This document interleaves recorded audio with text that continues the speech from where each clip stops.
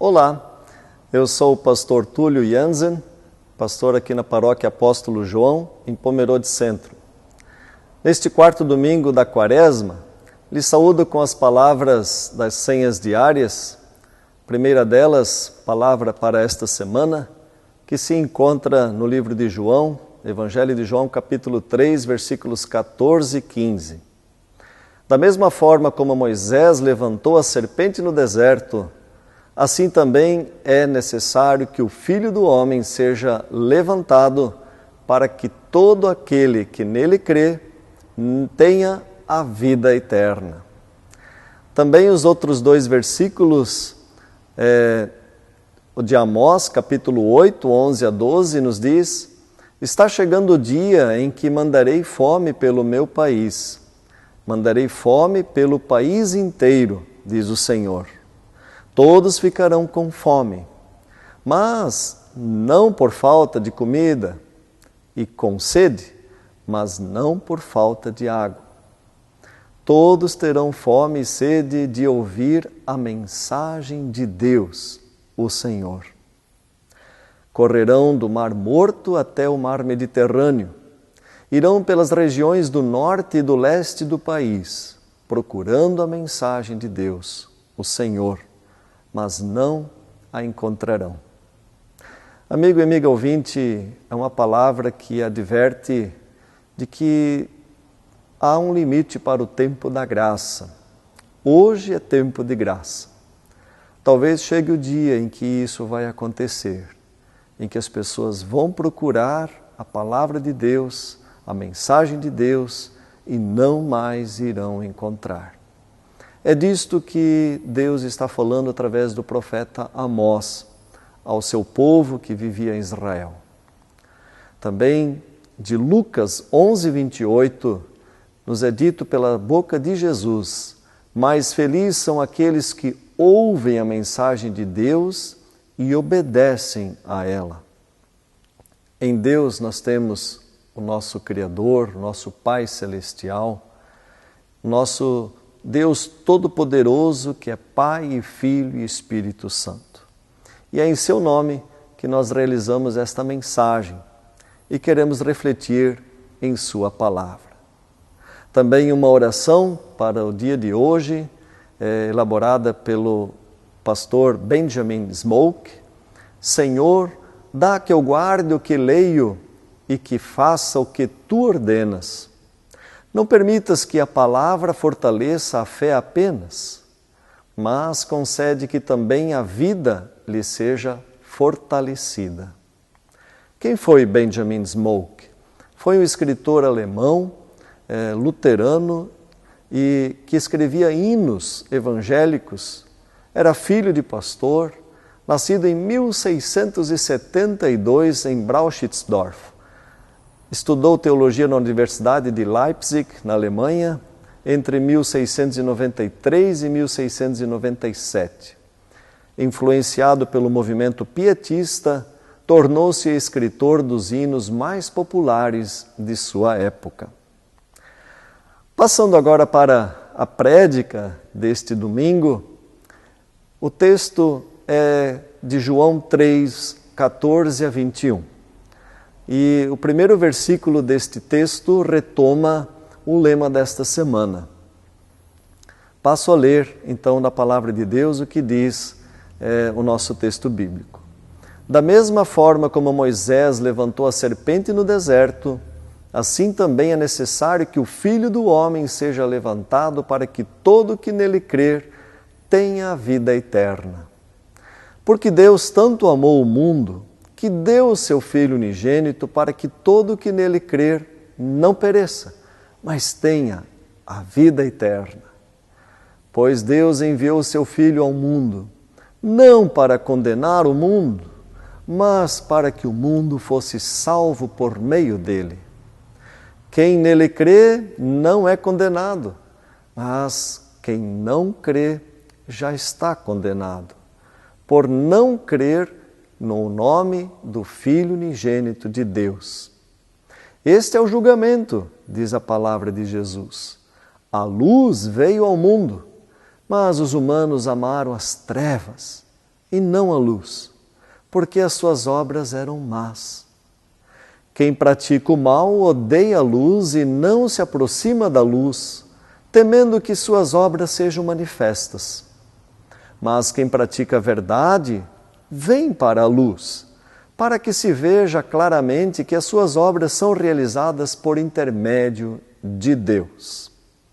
Até aqui o texto desta pregação, desta mensagem. Amigo e amiga ouvinte, o texto que acabei de ler, de João 3, é parte de uma conversa de Jesus com Nicodemos. Mas não se trata somente de uma conversa. Nicodemos era um intérprete da Escritura, um sábio fariseu que foi de noite procurar e visitar Jesus. Nicodemos fez isso porque tinha um interesse em saber mais sobre Jesus e os seus ensinamentos e por isso procurou de todo o coração. Mas o procurou de noite porque não queria ser visto pelos demais fariseus. Ele sabia que poderia ter problemas se fosse visto. Problemas porque queria ouvir Jesus. Muitas vezes, em nossos dias também é assim que pessoas que se decidem por ouvir e seguir a Jesus podem vir a ter dificuldade, não aceitação, rejeição e até discriminação por parte de sua família. É interessante como esse tipo de situação vem aumentando em nossos dias, em nossos tempos de descristianização da sociedade. Quando Deus toca no coração de uma pessoa, é assim que nos sentimos como Nicodemos, desejosos de saber mais, desejosos de clarear o que não ficou bem entendido. E as coisas só ficam mesmo bem entendidas para nós quando sabemos explicá-las por nós mesmos. Jesus e Nicodemos iniciam então uma longa conversa que se transforma em um profundo ensinamento de Jesus. Jesus vai contando, mostrando, alertando, chamando a atenção e ensinando Nicodemos. Nesse processo fala de algo conhecido, como por exemplo a lei de Moisés. Mas Jesus vai reinterpretando essa conhecida palavra de Deus de uma forma simples e vai mostrar a Nicodemos a novidade, a boa nova para uma vida nova. Isso é o Evangelho. Boa notícia. A única e verdadeira boa notícia que temos neste mundo caído e marcado pelo pecado é o Evangelho de nosso Senhor Jesus Cristo. Boa nova que vem de Deus para nós, na pessoa e na obra redentora e salvífica de nosso Senhor Jesus Cristo. Outra característica de nosso texto é uma referência ao livro de Números, episódio em que Moisés levanta uma serpente numa estaca, e uma estaca possivelmente em forma de cruz, pois a serpente não havia sido pregada na estaca. E como erguer uma serpente enrolada numa estaca se ela não tivesse, talvez, uma travessa? Então, ali nós temos um dos primeiros sinais que aponta para o sacrifício de Cristo na cruz. A serpente enrolada e erguida nesta haste era símbolo de um Deus da cura na antiguidade. Por ordem de Deus, o Deus Criador, no momento de desespero do povo, a serpente é erguida por Moisés e tornava-se então elemento de cura do povo que, sendo picado pelas serpentes no deserto, deveria olhar para aquela serpente que Moisés havia hasteado naquela haste. E fitando os olhos naquela serpente, este povo ficava curado. Sim, de uma forma miraculosa. Deus assim fez. Deus assim ordenou, Moisés obedeceu e assim quem olhasse para a serpente que Moisés havia hasteado, ficava curado. É interessante esta lógica de Deus. Algo semelhante acontece nos dias de hoje. Se somos picados por uma cobra, só o veneno da cobra, vencido por uma força maior e transformada então em soro antiofídico, pode nos salvar da toxina do veneno da própria cobra, né? Ou daquela que nos picou. Interessante isto. Algo semelhante é descrito também por Paulo na carta aos Romanos, onde ele diz: se pela transgressão de um só a morte reinou por meio dele, muito mais aqueles que recebem de Deus a imensa provisão da graça e a dádiva da justiça reinarão em vida por meio de um único homem, Jesus Cristo. Ou seja, assim como por Adão entrou o pecado no mundo, através de Jesus, o novo Adão, nós temos a salvação do mundo. Assim como pela desobediência, vamos imaginar como uma picada de uma serpente, em um só, todos ficaram contaminados, assim, pela obediência de um só, que é Jesus Cristo, todos ficam reconciliados e curados por Deus. Consequentemente, assim como uma só transgressão resultou na condenação de todos os homens, disse Paulo, assim também um só ato de justiça resultou na justificação que traz vida a todos os homens. Logo, assim como por meio da desobediência de um só homem, muitos foram feitos pecadores, assim também por meio da obediência de um único homem, Jesus Cristo, muitos serão feitos justos. A lei foi introduzida para que a transgressão fosse ressaltada, é verdade, mas onde aumentou o pecado, disse Paulo, transbordou a graça de Deus, a fim de que, assim como o pecado reinou na morte, também a graça reine pela justiça para conceder vida eterna mediante Jesus Cristo, nosso Senhor. Amado e amado ouvinte de nosso Deus, a compreensão disto não se dá pela ciência, mas por uma fé racional e uma fé como dom de Deus para nós. Agora, a partir da encarnação de Deus, a partir da vinda de Deus, não é mais a serpente o símbolo da cura, mas o próprio Filho de Deus é sinal para a cura de nossa alma. O próprio diálogo entre Jesus e Nicodemos é sinal de cura, sinal de novas relações, sinal de reconhecimento da nova verdade, uma verdade diferente, não mais baseada na lei, no medo, mas na fé, na justiça de Deus. Nascer de novo, uma nova vida com Deus é possível, com uma nova forma de ser e se relacionar com Ele, consigo mesmo e com o nosso próximo. Uma transformação maravilhosa e redentora que se dá de dentro para fora.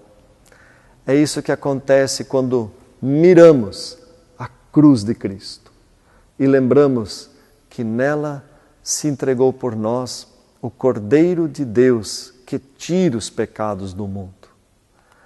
A exaltação agora não será de uma serpente, mas será de Jesus, que será levantado na cruz. É a partir do acontecimento da cruz que se dará o julgamento de todo ser humano, e é esse o lugar de encontro de toda pessoa com Jesus. O julgamento, segundo o Evangelho de João, acontece para essas pessoas que mesmo diante da cruz não percebem o acontecimento da cruz e não querem compreender essa revelação. Mudou o lugar do juízo final, que antes, para o judaísmo, acontecia no final da história. Agora, o juízo acontece na história.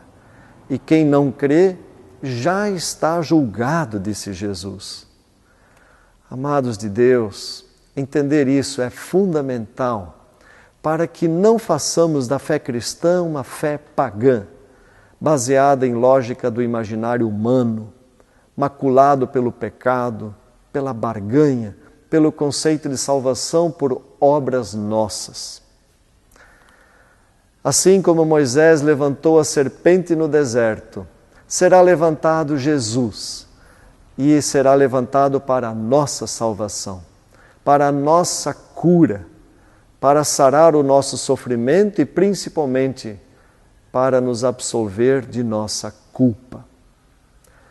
Nós estamos finalizando o tempo da Quaresma, estamos quase adentrando a Semana Santa, em que nós lembraremos profundamente o sentido da cruz de Gólgota. Deus enviou seu Filho ao mundo não para julgar o mundo, mas para salvar o mundo. Quem crê não será julgado, disse Jesus. Quem não crê já está julgado. Esta é a sentença do juízo de Deus, pois o julgamento acontece já, agora, na história, no cotidiano, não mais apenas no final dos tempos. O julgamento é este. Há aqui uma explicação suave sobre como se dará o julgamento. Grandes castigos? Fogo? Dilúvio? Não. Será assim: a luz veio ao mundo e a pessoa que faz o mal e insiste nele odeia essa luz. Não recebe esta luz. Parece que esta luz o ofusca. É uma bela explicação que começa como uma imagem de Deus como luz. Então vem uma série de referências que indicam como são as atitudes e as pessoas que fazem o mal. Elas odeiam, elas não têm receio de ver suas obras, ou melhor, elas têm receio de ver suas obras sendo desmascaradas. Por outro lado, a pessoa que age segundo a verdade, essa pessoa vem à luz. Então, essa luz mostrará que sua obediência a Deus é obra de Deus em sua vida. E não há receio algum e não há medo de Deus. Amigo e amigo ouvinte, na escuridão estão situadas as articulações, atitudes, políticas e relações tortuosas.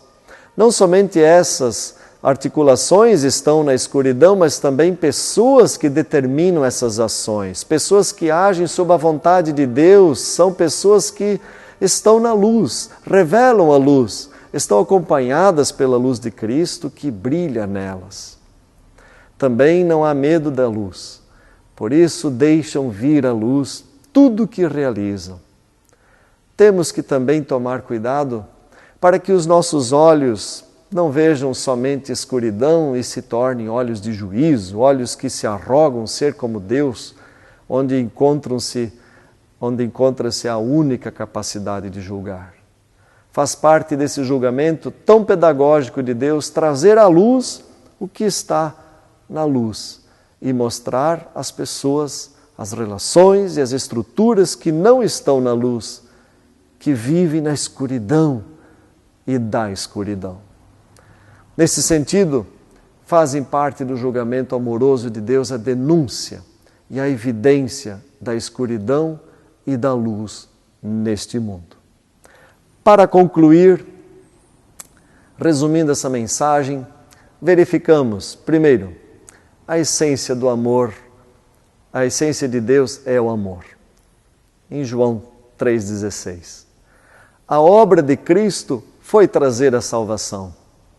O poder do Espírito vivifica-nos para uma vida nova com Cristo. Nossa necessidade mais profunda é o novo nascimento, ou seja, a natureza de Cristo pulsando em nós pela fé. O caminho para um novo nascer chama-se fé. A incredulidade leva à perdição, leva a esconder-se da luz. E as obras boas, ou as boas obras, são a prova da nova vida em Cristo. Não são meios de salvação, mas são evidências da fé em Cristo. Que Deus nos ajude, que Deus nos abençoe com Sua palavra, sua graça, sua misericórdia, sua sabedoria e com a unção do seu Santo Espírito para que possamos viver da luz e com a luz que Jesus nos dá, com a sua presença em nós. Queremos nesse momento encerrar e contar com a bênção de Deus. O Senhor nosso Deus Todo-Poderoso, Pai, Filho e Espírito Santo, venha e abençoe você, guarde você, guie você, proteja você, especialmente nesse tempo de pandemia, e lhe dê sabedoria, e lhe dê discernimento e alegria para viver reconciliado com Ele, para desejar em sua vida a sua luz, a luz da verdade que brilha e que nos conduz à vida eterna. Amém. Deus te abençoe em nome do Pai, do Filho e do Espírito Santo. Amém.